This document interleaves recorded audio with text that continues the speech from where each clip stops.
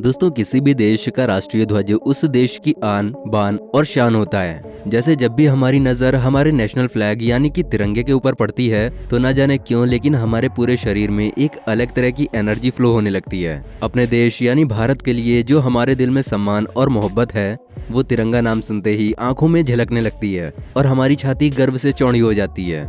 हमें गर्व होता है अपने देश पर और साथ ही उन 19 स्वतंत्रता सेनानियों पर भी जिन्होंने इस तिरंगे की आन बान और शान को बचाए रखने के लिए हंसते हंसते अपने प्राण तक न्यौछावर कर दिए।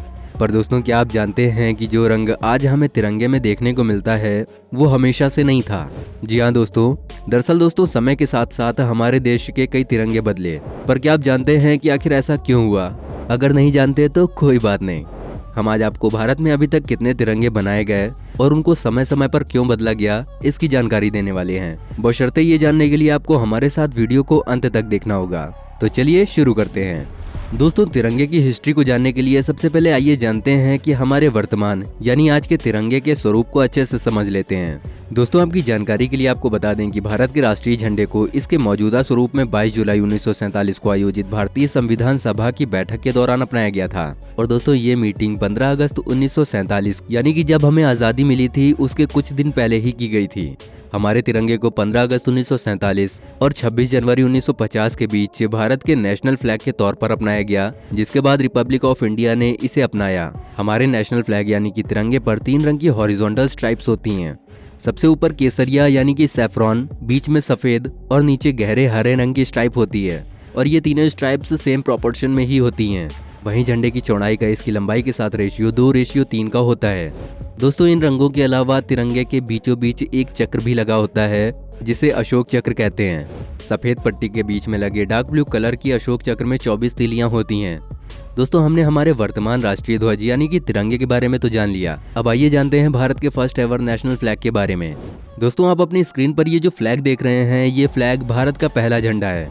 दोस्तों, भारत का पहला अनऑफिशियल फ्लैग साल 1904 में पहली बार बंगाल विभाजन के विरोध में कलकत्ता के पारसी बागान चौक में कांग्रेस के अधिवेशन के दौरान फहराया गया था और इसे स्वामी विवेकानंद की शिष्या भागिनी निवेदिता ने बनाया था।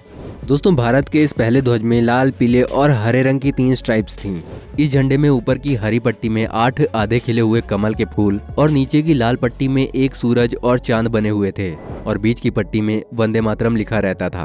हालांकि कोलकाता में फहराए गए इस लाल, पीले और हरे रंग के इस झंडे की जगह साल 1907 में एक और झंडे ने ले ली और ये झंडा भारत का दूसरा झंडा बन गया था। इसे तैयार किया था मैडम भीखाजी कामा ने।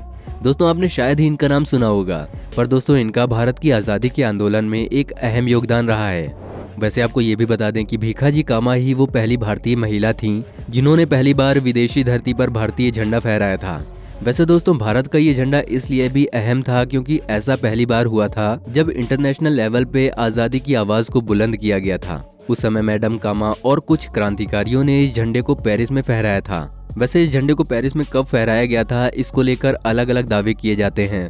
कुछ लोग 1905 में तो कुछ लोगों के मुताबिक ये वाकया 1906 में हुआ था। अगर इसकी बनावट की बात करें तो ये दिखने में काफी हद तक पहले झंडे जैसा ही था। इस झंडे की ऊपर की पट्टी पर 7 तारे बने हुए थे जो कि सप्तऋषि को दर्शाते थे। इस झंडे में नीचे आधा चांद और साथ में एक तारा और साथ ही दूसरी तरफ एक सूरज भी था। और दोस्तों, ये झंडा पेरिस के अलावा बरेली में हुए समाजवादी सम्मेलन में भी प्रदर्शित किया गया था। दोस्तों, दूसरे झंडे के आने के 1 दशक बाद यानी साल 1917 में भारत को अपना तीसरा झंडा मिला, पर इसमें पहले के 2 झंडों की तरह 3 रंग नहीं बल्कि 2 ही रंग थे। इस झंडे को डॉक्टर एनी बेसेंट ने और लोकमान्य तिलक ने घरेलू शासन आंदोलन के दौरान इसे फहराया था। इस झंडे में 5 लाल और 4 हरी हॉरिजॉन्टल स्ट्राइप्स थीं। इसके अलावा इसमें 7 सितारे और लेफ्ट साइड में ब्रिटिश फ्लैग भी लगा हुआ था। तीसरे झंडे के आने के 4 साल बाद यानी कि साल 1921 में सप्तऋषियों वाले इस झंडे की जगह दूसरे झंडे ने ले ली। दरअसल दोस्तों, साल 1921 में आंध्र प्रदेश के विजयवाड़ा के एक शख्स ने ये झंडा बनाकर गांधी जी को सौंपा था। दोस्तों, इस झंडे की खास बात यह थी कि इसमें सिर्फ लाल और हरे रंग को ही रखा गया था जो कि हिंदू और मुस्लिम दोनों कम्युनिटी को रिप्रेजेंट करता था। हालांकि उस समय राष्ट्रपिता महात्मा गांधी को ऐसा लगा कि इसमें सफेद पट्टी और एक चलते हुए चरखे की जरूरत है और इसीलिए महात्मा गांधी ने इस चौथे झंडे में कुछ बदलाव कर दिए, जिसके बाद ये झंडा कुछ ऐसा हो गया। करीब 10 साल बाद साल 1931 में हिंदुस्तान को उसका अगला झंडा भी मिल गया। ये झंडा इसके पहले वाले झंडे से थोड़ा सा अलग था। इसमें इसके पहले वाले झंडे की तरह चरखा तो लगा हुआ था, पर इसके रंगों में बदलाव कर दिया गया था। इसमें लाल रंग की जगह केसरिया रंग को रखा गया था। महात्मा गांधी ने केसरिया रंग के बारे में बताते हुए कहा था कि केसरिया रंग बलिदान का, सफेद रंग पवित्रता और हरा रंग उम्मीद का प्रतीक है। और दोस्तों 1931 का साल भारत के लिए एक यादगार साल रहा, क्योंकि इस साल भारत के झंडे को यानी कि तिरंगे ध्वज को हमारे फर्स्ट ऑफिशियल फ्लैग यानी कि राष्ट्रीय ध्वज के रूप में अपनाने के लिए एक प्रस्ताव पारित किया गया। और फिर आखिरकार 22 जुलाई 1947 को संविधान सभा ने इसे आजाद भारतीय राष्ट्रीय ध्वज के रूप में अपना लिया। हालांकि बाद में इस झंडे में फिर से कुछ बदलाव हुए, जैसे कि झंडे के बीच वाली सफेद पट्टी में जो नीले रंग का चरखा हुआ करता था उसकी जगह अशोक चक्र ने ले ली।